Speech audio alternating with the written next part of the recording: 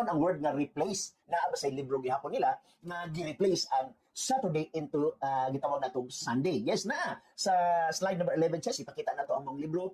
Ang mong libro nagingon question and answer. Catholic Catechism based on kita nimo ng libro by Father M. Guzman. Dirita sa slide number 12 dunay Nahelobstadt, Monsignor Josefino Is Ramirez, dunay imprimatur nga si Jaime Canal Elsin. Okay? Now, unsa may nakasulat niya sa slide number 13 igsoon nagingon.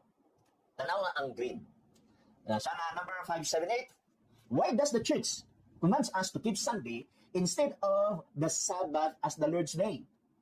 Take note, the church commands us to keep Sunday instead of the Sabbath as the Lord's Day because the Sabbath which represented the completion of the first creation. Okay? So, gipasabot diri nga ang Sabbath na igsuon dito pa na panahon sa creation wala pa yung Hudiyo. Wala pa yung Hudiyo.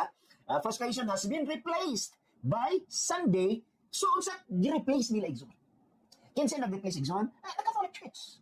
So, naatay mabasa bisag sa word nga change, naatay mabasa bisag sa word nga gitawag nato og replace.